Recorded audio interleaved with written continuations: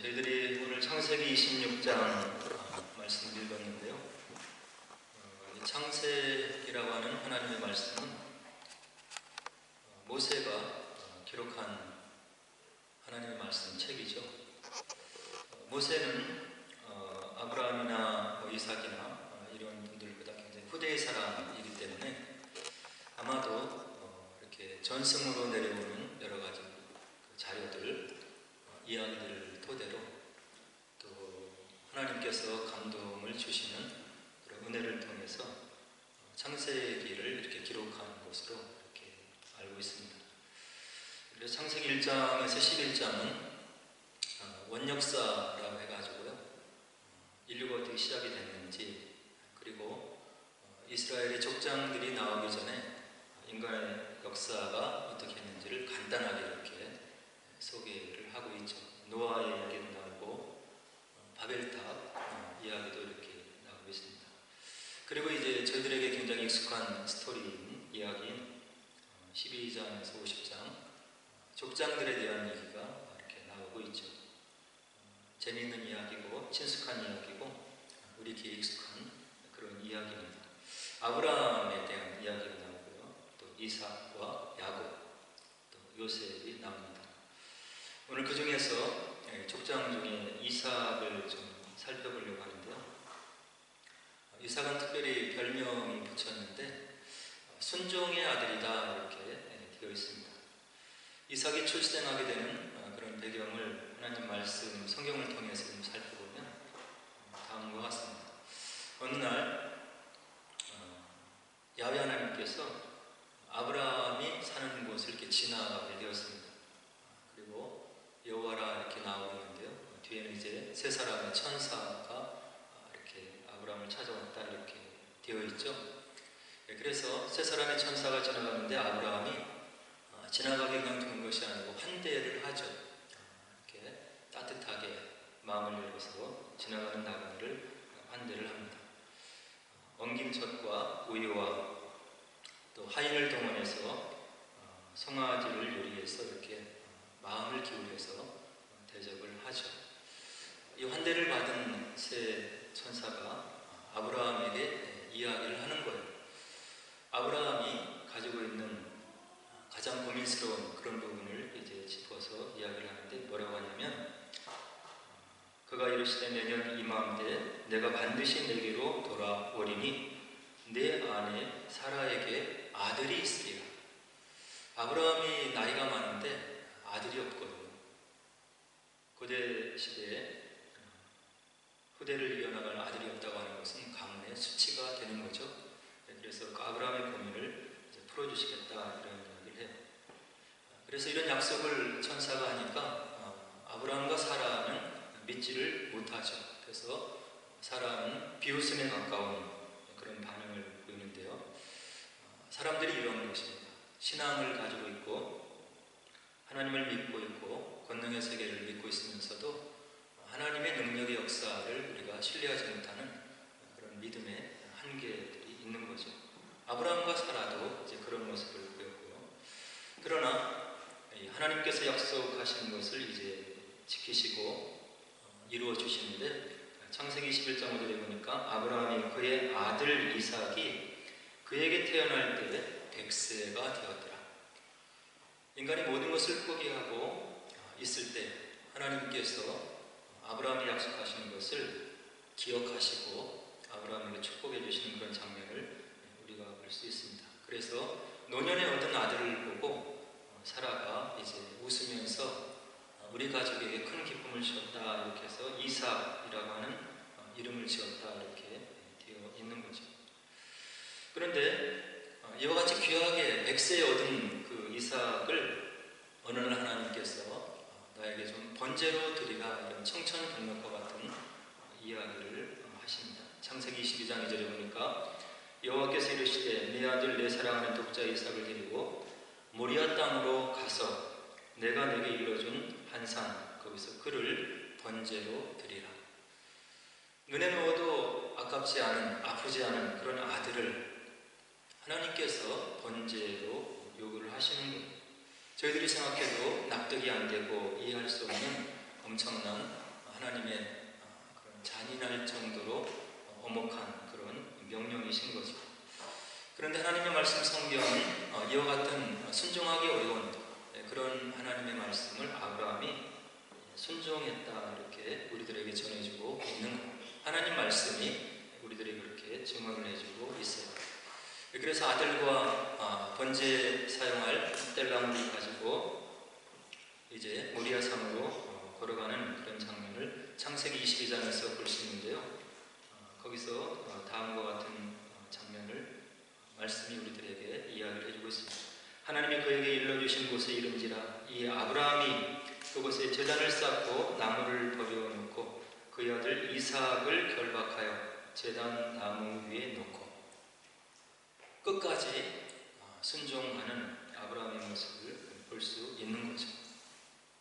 그래서 믿음의 조상이 되는 것입니다.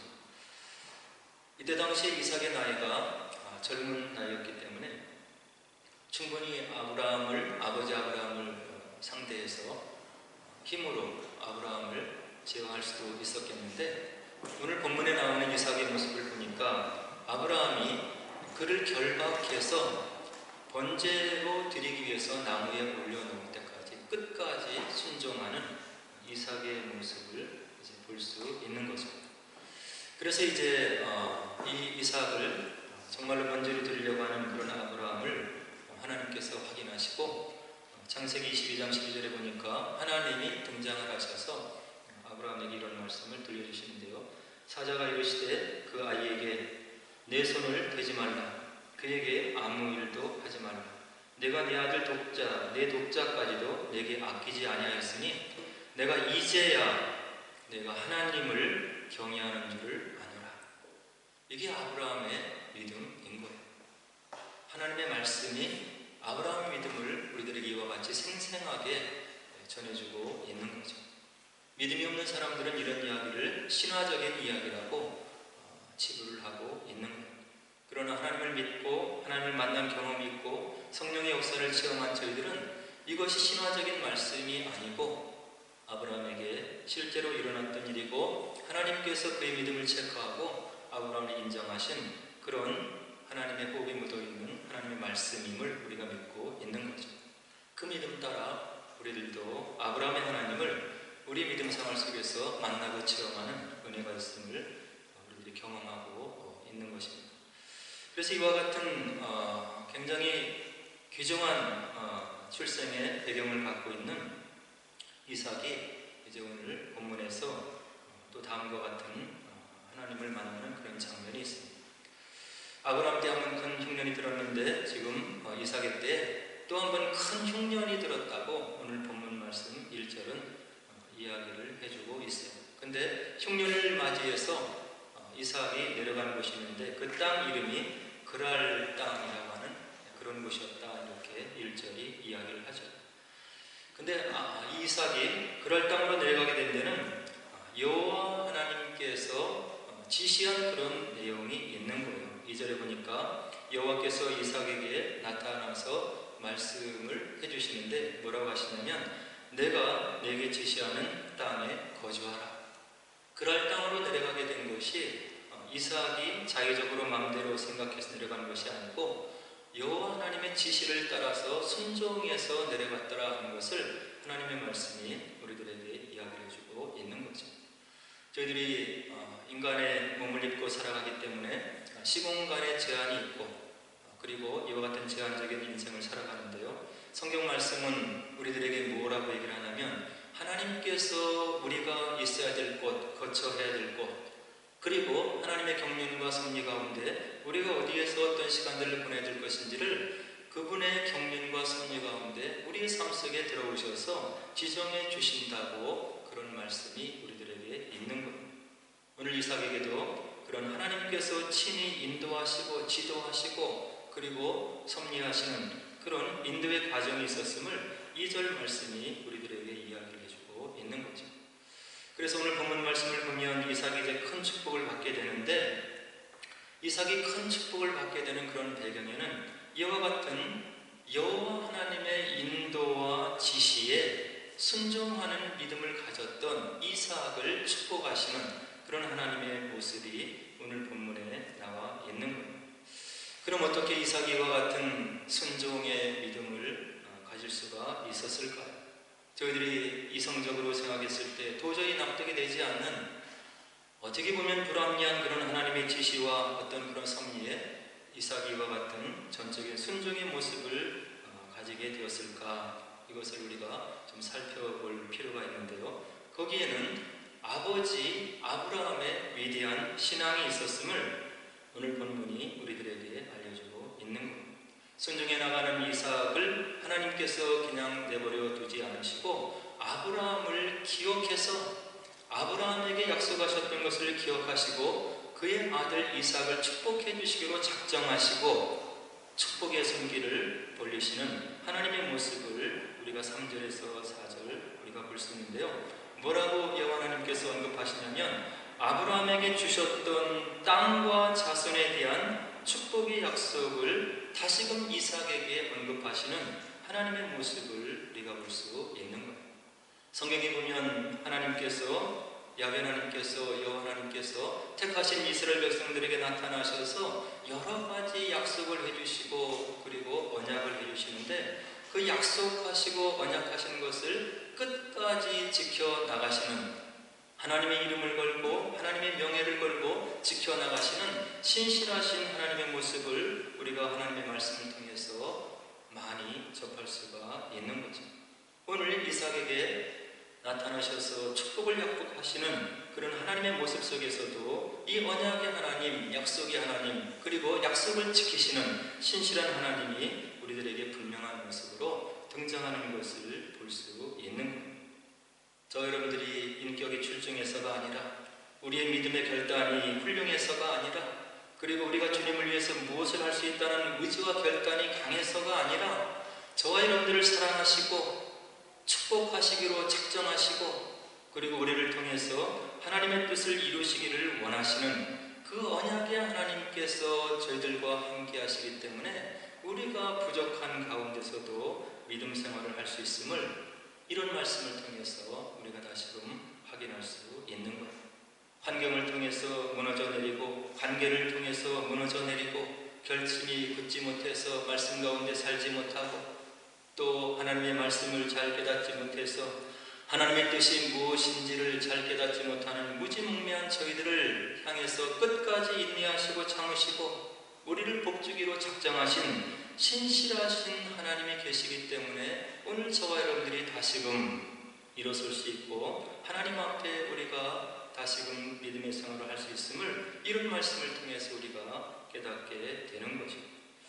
그래서 하나님께서 아브라함을 기억하시면서 그의 아들 이삭을 축복하시는데 뭐라고 구체적으로 말씀하시냐면 4절에서 이와 같이 이야기를 해주고 있는 겁니다. 내 자손으로 말미암아 천하 만민이 복을 받으리라. 아버지 아브라함에게 이런 약속을 해주셨다고 하는 것을 다시금 오늘 본 말씀이 이야기해주고 있는 겁니다. 모든 믿는 사람들의 믿음의 조상 되신 아브라함에게 갈대아 우르에서 불러내면서 내가 말씀에 순종해서 내가 내게 지시한 땅으로 가서 내 뜻을 이루어드리기 위해서 너의 삶을 드리면 내가 너에게 씨를 줄 것이고 너희 자손들이 거주할 땅을 줄 것이다. 하나님께서 약속하셨는데 씨와 땅을 줄 뿐만 아니라 네 자손으로 말미암아서 천하에 있는 만민들이 복을 받게 되는 그런 복의 근원이 되는 축복을 내가 아브라함 너에게 허락해 줄 것이다. 이런 약속을 아버지 아브라함에게 해주셨다고 하는 것을 4절 말씀이 다시금 이야기해 주고 있는 거예요. 그래서 육신의 이스라엘 백성들은 이 아브라함의 축복을 받은 그런 백성으로 이 땅에서 역사를 이루면서 살아가게 되었는데요. 이스라엘 백성들이 이 축복의 의미를 잘 깨닫지 못한 거예요. 하나님께서 자신들을 택해 주셨다고 하는 그런 선민 사상에 쩌들어서 주변에 있는 많은 사람들을 멸시하고 무시하고 유대인으로 태어난 것을 자랑하고 교만하고 주변의 사람들을 개와 같이 여기고 택함받지 못한 그런 백성이라고 무시하고 멸시했던 그런 이스라엘 백성들의 역사를 우리가 구약에서 볼 수 있는 것. 예수님이 사마리아 성에서 수가성에서 여인을 만나서 대화를 나눌 때 사마리아인들을 얼마나 천대시했던 것인가를 우리가 복음서를 통해서 확인할 수 있는 거죠. 하나님께서 택해주신 것은 맞는데 그들을 왜 택해주셨는지, 그들을 통해서 하나님께서 열방을 어떻게 축복하시기를 원하시는지를 깨닫지 못하는 이스라엘 백성의 한계를 우리가 구약과 신약 하나님의 말씀 속에서 확인할 수 있는 거예요. 이 아브라함의 언약의 축복이 있었기 때문에 이스라엘 백성들이, 육신의 이스라엘 백성들이 되지 못했던 저와 여러분들이 하나님의 은혜 가운데 하나님의 백성으로 부름받고 이 아브라함의 축복을 받아 누리는 그런 축복을 저와 여러분들이 오늘 누리고 있음을 이 말씀의 의미를 통해서 알 수 있는 거예요. 하나님의 은혜가 내게 임했다고 한다면 나에게 임한 이 축복이 열방을 복되게 하고 천하만민을 복되게 하는 그런 믿음의 삶이 될 수 있기 위해서 노력하고 은혜를 은혜되게 하는 그런 믿음의 각성과 깨달음이 필요함을 역사를 통해서 우리가 확인할 수 있는 거예요. 그래서 아버지 아브라함에게 이런 축복의 약속을 해주신 그런 말씀을 다시금 이삭에게 언급하면서 내가 너를 축복해 주겠다고 약속하시는 언약의 하나님을 오늘 본문이 우리들에게 가르쳐주고 있는 거죠. 그래서 6절과 11절에 보니까 그랄 땅으로 내려간 이삭의 가정이 위경에 처한 것을 볼 수 있어요. 아내 리브가를 통해서 바로 위태한 지경에 처했을 때 하나님께서 이 가정을 끝까지 지키시고 인도하시고 거룩한 혈통을 유지할 수 있도록 하나님께서 친히 섭리하시는 언약의 자손을 지키시는 신실하신 하나님의 모습을 6절에서 11절을 통해서 우리가 확인할 수 있는 거죠. 그리고 나서 아버지 아브라함의 믿음을 가지고 순종해 나가는 이삭을 축복해 주시는 그런 신실하신 하나님의 모습을 12절로 13절에서 우리가 볼 수 있는데요. 뭐라고 하나님 말씀이 우리들에게 증언해 주시냐면 이삭이 그 땅에서 농사하여 그 해에 100배나 얻었고 여호와께서 복을 주심으로 그 사람이 창대하고 왕성하여 마침내 거부가 되었더라. 지금 그랄 땅은 농사하기 위해서 씨를 뿌려서 100배의 축복을 받는 그런 땅이 될 수 없는 거예요. 기근중에 있었고 황폐한 곳이었고, 그러나 하나님의 언약의 말씀을 믿고 믿음으로 씨앗을 뿌렸을 때 바로 하나님의 축복해 주시는 은혜를 이삭이 받아서 그 해에 100배나 얻는 축복을 이제 누리게 되었고, 여호와께서 복을 주시는 것을 그 가정이 바로 누리게 되었고, 그리고 창대하고 왕성하여 마침내 거부가 되는 축복을 이삭이 받아 누렸더라고 오늘 본문의 말씀이 우리들에게 이야기를 해주고 있는 겁니다. 어느 정도 받았냐면 주변의 사람들이 시기하고 질투할 정도로 우리 땅을 떠나라, 우리가 받아야 될 모든 축복을 받는 것 같다, 주변의 사람들이 시기하고 질투할 정도로 이삭의 가정이 넘치도록 축복받았음을 오늘 14절에서 16절이 우리들에게 알려주고 있는 겁니다. 오늘 본문의 말씀을 통해서 우리들이 꼭 기억해야 될 두 가지 하나님의 말씀의 교훈이 있는데 무엇이냐면, 첫째, 순종의 삶을 살기 위해서 우리가 믿음의 삶을 살아야 된다는 이야기. 순종의 삶, 이 땅에서 우리가 어떻게 살아야 되는지, 하나님의 백성이 어떤 마음을 가지고 살아야 되는지, 어떤 소망을 가지고 살아야 되는지, 하나님의 축복을 우리가 어떻게 사용해야 되는지, 그 모든 것을 하나님의 말씀 속에 다 일일이 기록해 놓고 있는데, 이 하나님의 말씀이 우리들에게 요구하는 그것을 우리가 깨달아야 되고, 은혜 가운데 내 마음속에 깨달아졌을 때 그 말씀을 순종하기 위해서 결단을 내리는 그런 행함이 있는 믿음, 순종의 믿음을 살아야 될 것을 오늘 본문이 우리들에게 분명하게 이야기를 해주고 있는 겁니다. 그럼 이삭이 어떻게 이런 하나님께서 인정하시는 순종의 믿음을 가질 수 있었을까요?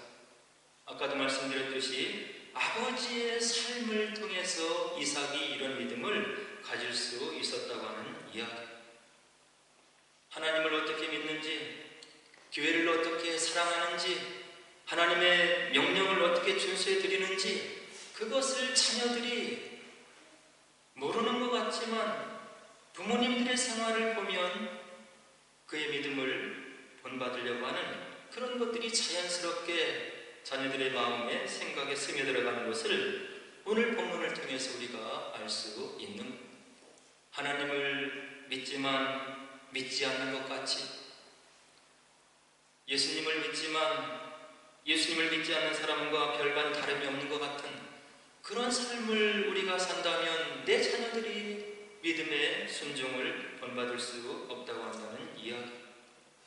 굳이 예수를 믿는 것이 무엇인지, 하나님을 믿는 백성이 어떤 삶을 살아야 되는지 입을 벌려 자녀들에게 이야기하지 않아도 평상시에 교회를 어떻게 사랑하는지, 하나님을 위해서 어떤 마음과 몸가짐으로 교회를 섬겨나가는지, 주님의 사역을 위해서 어떻게 헌신해 나가는지를 자녀들은 두 눈을 똑바로 뜨고 바라보고 있다고 한다는 이야기. 많은 물질을 물려주는 것도 부모가 해야 될 일이고, 또 여러 가지 자녀를 위해서 남겨줘야 될 많은 것들이 있지만, 그러나 하나님의 말씀 성경은 분명히 이거를, 그런 모든 것들이 진정한 축복이 되기 위해서는 영혼이 잘 되어야 된다, 순서가 바로 되어야 그 자녀가 누리게 될 모든 것들이 바로 그들에게 행복한 유권이 되는 것이고 유익한 것이 되는 것이지, 그 순서가 뒤틀려서는 그것이 결단코 참된 축복이 될 수 없음을 하나님의 말씀은 우리들에게 분명히 알려주고 있는 것. 내가 하나님께 받은 은혜가 있어서, 내가 만난 하나님의 은혜가 있어서, 내가 만난 그 예수님의 사랑이 느껴져서 하나님을 사랑하고 교회를 섬기는 일이 또 있어야겠지만, 더 나아가서는 내가 이와 같이 순수한 마음으로 주님의 몸된 교회를 섬기고 그리고 주님을 위해서 살아가는 그런 삶을 내 자녀들이 두 눈을 똑바로 뜨고 보고 있다는 그런 자각 깨어있는 의식을 가지고 우리의 자녀를 행함으로 말씀에 순종하는 모습으로 교육해 나가야 됐다고 하는 것을 오늘 본문 말씀이 우리들에게 분명하게 보여주고 있는 거예요. 아버지의 순종의 모습을 보았기 때문에 제단 위에서 제물이 되어서 결박이 되는 순간에도 이삭이 아버지를 믿고 순종했고 그 하나님을 믿는 믿음이 있었지 않았나, 이런 생각을 해보게 되는 거예요. 흉년이 들어서 소망이 없는 그럴 땅으로 내려가서 머물라고 하는 그 하나님의 말씀을 어떻게 순종해서 내려갈 수 있겠어요? 아버지 하나님을 보니까, 아버지 아브라함을 보니까 하나님 말씀에 순종하는 삶이 무엇인지를 분명히 보고 배운 이삭이 순종하는 믿음을 가질 수밖에 없었음을 오늘 본문을 통해서 알 수 있는 것. 다른 모든 것도 중요하지만 하나님을 믿는 것이 무엇인지, 말씀에 순종하여 사는 것이 무엇인지를 우리의 신앙생활을 통해서 자녀들에게 분명히 교육할 수 있는 그런 깨어있는 신앙을 가지는 저와 여러분 되기를 주의 이름으로 간절히 축원을 드립니다. 그리고 두 번째는 믿음의 모습을 순종의 행함으로 옮기는 그런 이삭의 모습을 오늘 본문에서 확인할 수 있는, 흉년이었고 그리고 각박한 땅에 씨를 뿌려서 소망을 볼 수 없는 그런 상황이었지만, 나를 지금까지 여기까지 인도하신 그 하나님을 믿고 여기서 씨를 뿌리고 하나님께서 축복을 주시면 내가 결실을 거두리라 하는 그런 믿음을 가지고 씨를 뿌리는 이삭을 하나님께서 인정하시고 척박한 땅에서 100배의 결실을 거둘 수 있도록 축복하시는 하나님의 모습을 오늘 본문에서 볼 수 있는 것. 하나님의 말씀에 순종하는 이삭이었기 때문에 그 순종의 모습을 보고 그의 삶 속에 필요한 물질의 축복을 풍성하게 허락하시는 그런 하나님의 모습을 오늘 본문을 통해서 알 수 있는 것. 그러면 성경에는 이삭만 이런 축복을 받은 것입니다. 다른 예를 보니까 많은 믿음으로 씨를 뿌리는 우리 믿음의 선조들이 있었음을 하나님의 말씀은 우리들에게 증언해주고 있는 것. 열왕기상 17장에 보니까 사르밧 과부의 이야기가 나오지 않습니까? 기근이 들어서 한 줌 밀가루와 그리고 조그만 기름이 있어서 그것을 먹고 죽으리라 했던 사르밧 과부, 그에게 다가온 엘리야가 그것을 가지고 나를 먼저 공개하고 나를 섬기라, 하나님께서 이 기근이 닿을 때까지 기름이 떨어지지 아니하고 바로 가루가 떨어지지 않을 것이다 약속을 주었을 때 사르밧 과부가 거기에 순종하고 엘리야를 먼저 섬기는 그런 믿음, 헌신 이런 모습을 보였을 때 그 사르밧 과부의 가정을 축복하시는 말씀을 우리가 열왕기상에서 확인할 수 있는 신화적인 이야기를 우리가 생각해야 됩니까? 그게 아닌 거예요. 그리고 열왕기하 4장에 보니까 수냄 여인을 우리가 볼 수 있는 거예요. 이 수냄 여인은 어떤 일을 했냐면 엘리야의 제자 엘리사가 이제 대를 이어서 선지자의 사역을 감당했을 때 수냄 여인이 있는 집을 이렇게 지나가다 보면 엘리사를 환대하는 거예요. 방을 열어서 머무를 수 있게 하고 엘리사를 이렇게 섬기고 음식으로 봉양을 하고, 그래서 엘리사가 보니까 수냄 여인이 가지고 있는 큰 고민이 있는데 아들이 없는 거예요. 그래서 하나님께서 너의 수고와 헌신을 보고 아들을 주실 것이다. 그래서 이 수냄 여인, 이 여인이 아들을 축복으로 받게 되는 그런 사건을 열왕기하 4장 하나님의 말씀이 우리들에게 증언해주고 있는 거예요. 하나님의 종을 마음을 다해서 섬김에 수고를 했을 때 그 씨앗이 열매를 맺어서 생명의 열매로 맺어지는 축복을 우리가 열왕기하 4장에서 볼 수 있는 거예요.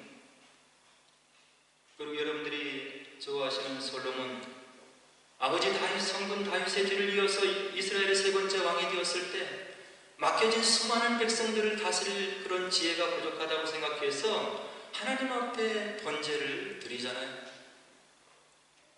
힘을 다해서, 마음을 다해서 천가지의 재물을 벌려놓고 하나님께 지혜를 구하는 것. 하나님, 나에게 맡겨주신 하나님의 백성을 내가 다스릴 그런 지혜가 부족합니다. 나에게 은혜를 주시옵소서. 꿈에 나타나서 내가 너에게 무엇을 해주었으면 하느냐? 부도 구하지 않고 수도 구하지 않고 그리고 열방을 쳐붓을 군대도 구하지 않고 맡겨진 하나님의 백성들을 잘 다스릴 수 있는 지혜를 허락하옵소서. 이와 같이 마음을 담아서 바로 맡겨진 사역을 감당 위해서 하나님께 믿음의 씨앗을 심었던 솔로몬에게 하나님께서 지혜를 주셨을 뿐더러 부도 주고 수도 주고 그리고 인류 역사를 통틀어서 솔로몬이 누렸던 그런 부귀영화를 그 누구도 누릴 수 없는 축복을 해주셨던 것을 우리가 열왕기상 3장에서 확인할 수 있는 겁니다. 예수님 당시에도 마찬가지예요.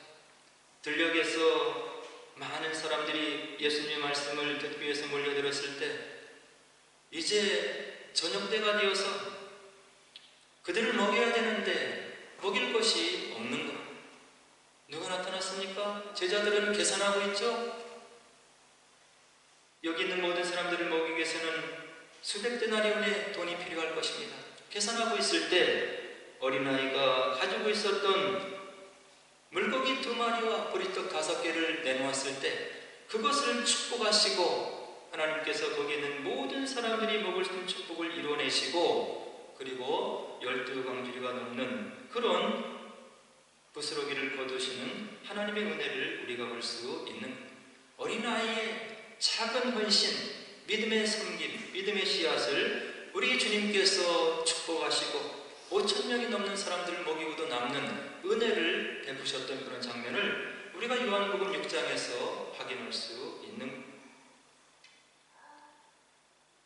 그리고 바울 쓰신 고린도서 8장을 보니까 마게도냐 교회가 연보라고 하는 것을 통해서 예루살렘 교회를 섬기는 그런 모습을 볼 수 있는 겁니다. 마게도냐에 있는 교인들이 풍성해서 그런 것이 아니라 가난한 중에 있었지만 바로 고통 가운데 그리고 어려움 가운데 있다고 하는 그런 성도들, 형제들을 생각하고 믿음의 연보를 들여서 헌신을 해서 그들을 공개하는 그런 장면을 우리가 볼 수 있는 거죠.